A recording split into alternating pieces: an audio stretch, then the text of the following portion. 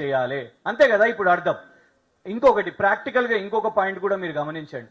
Already ఇవాళ ఒక్కొక్క judge గారి ముందు 5,000 కేసులు ఉన్నాయి, కోర్టులో 5,000 కేసులు ఉన్నాయి. దానికి దీనికి లింక్ ఏంటిదంటే ఇప్పుడు ఈ 22A నిషేధిత భూములు అని అన్నప్పుడు మనం మంత్రి గారికి పోయి పైసలు ఇవ్వలేం, పోయి ₹1,00,00,000 ఇవ్వలేం. అప్పుడు మనం ఎక్కడికి పోతాం? కోర్టుకు పోతాం. కోర్టుకు పోతే కోర్టు మనం అనుకున్నట్టే ఇమీడియట్గా అర్జెన్సీగా కేసు వస్తుందా? కోర్టులో రాదు. ఇప్పుడు మా మీద ధర్నాలు నిరసనలు చేసే కేసులు 2016, 15, 14 అయిన కేసులే ఇప్పుడు ట్రయల్కి వస్తున్నాయి. మరి ఈ కేసులు ఎప్పుడు రావాలి? సో ఇవాళ ప్రభుత్వము కేవలం డబ్బులు సంపాదించడానికి, కమిషన్లు సంపాదించడానికి ఈ 22Aని తీసుకొని వచ్చిర్రు అని స్పష్టంగా కనబడుతున్నది. ఈ లిస్టుని కూడా గాయబ్ చేసిర్రు. అది పెద్దల హరీష్ అన్న మీకు చూపెడతారు. ఇన్ని రోజులు మనకు లిస్ట్ ఉండే, ఇప్పుడు ఆ లిస్టు కూడా కనబడతలేదు. సో ఇక్కడ చాలా క్లియర్గా ఏంటిది అని అంటే ప్రభుత్వం అధికారులు ఏంటంటే వాళ్ళు బ్లేమ్. మీకు కొన్ని ఉదాహరణలు చెప్తా. ఒక అంతర్జాతీయ రేస్, ఫార్ములా రేస్ తీసుకొని వచ్చినందుకు ఏం చేసిర్రు?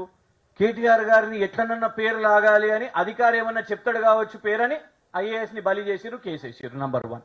నంబర్ 2, ఎక్సైజ్ క్యాంప్ బయటకు వచ్చింది. హరీష్ రావు గారు క్వశ్చన్ చేశారు, ఈ ఎక్సైజ్ దాంట్లో బ్రాండింగ్ కుంభకోణం ఇదంతా మీరు ఏం చేస్తున్నారు అని క్వశ్చన్ చేయగానే మంత్రి జూపల్లి కృష్ణారావు గారు IAS ముర్తజా అలీ రిజ్వీ, నువ్వు క్యాబినెట్కి ఎందుకు పంపించినావు, నువ్వు మంత్రి నా అప్రూవల్ తీసుకోవాలి కదా అని ఆయనని బలవంతం చేసేసరికి ఆయనే వాలంటరీ రిటైర్మెంట్ తీసుకొని వెళ్ళిపోయాడు. నంబర్ 2. నంబర్ 3, పొంగులేటి శ్రీనివాసరెడ్డి గారు అబ్బాయి పొంగులేటి హర్ష రాఘవ కన్స్ట్రక్షన్స్ 75 మంది గుండాలను తీసుకొని పోయి బుల్డోజర్లను తీసుకుపోయి రాత్రికి రాత్రి గచ్చిబౌలిలో కబ్జా చేయాలని ప్రయత్నం చేస్తే ఒక ఇన్స్పెక్టర్ ధైర్యం చేసి హబీబుల్లా ఖాన్ గారు, ఆయనకు బెస్ట్ ఇన్స్పెక్టర్ అవార్డు కూడా వచ్చింది, ఆయన FIR చేస్తే 3 రోజులకి ఆయనను ట్రాన్స్ఫర్ చేసేసారు.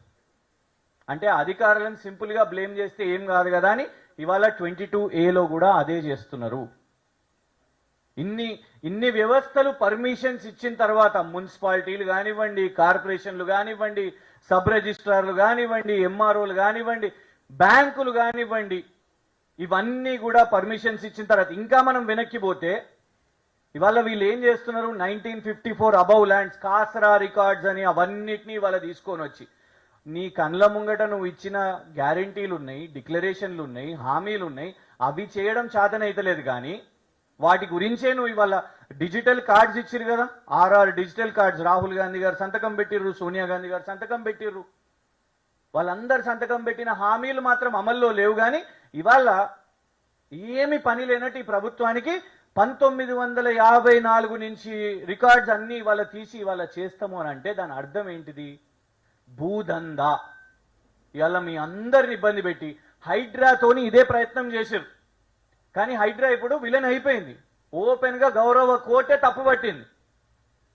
ఎందుకంటే ఉదాహరణకు మూసి ఇదే చూడండి, DPR ఇవాళ వరకు లేదు, డీటెయిల్డ్ ప్రాజెక్ట్ రిపోర్ట్ లేదు, నువ్వు ఎక్కడేం కడతావు ఎవరికీ తెలియదు. నచ్చినట్టు హైడ్రా వెళ్ళి ఏం చేసింది? మూసి దగ్గర మార్కింగ్స్ చేసింది. DPR లేకుండా ఎవరన్నా మార్కింగ్స్ చేస్తారా?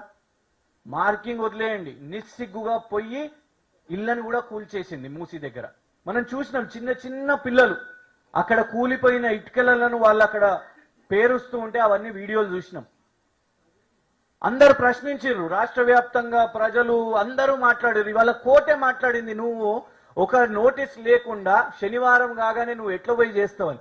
ఇప్పుడు హైడ్రా దగ్గర వసూలు కొంచెం తగ్గింది కాబట్టి కొత్త రూటు పట్టాలి. ఇవాళ అన్ని భూముల చుట్టే. మొన్ననే KTR గారు ఇంకొకటి ఎత్తారు. మీరు ఆలోచించండి, ముఖ్యమంత్రి గారు ప్రమాణ స్వీకారం చేసినప్పుడు ఏమని అంటారు? ఎలాంటి రాజీ పడకుండా, ఎలాంటి పక్షపాతం లేకుండా నేను ప్రజలకు సేవను అందిస్తా అని వారు ప్రమాణ స్వీకారం చేస్తారు కదా. పక్షపాతం అంటే ఏందన్నట్టు? వాళ్ళ కుటుంబ సభ్యులకు ఎలాంటి ఫేవరిజం చేయకుండా. కానీ అమెరికాకు పోతారు, సొంత తమ్ముని కంపెనీతో 1000 కోట్ల ఒప్పందం.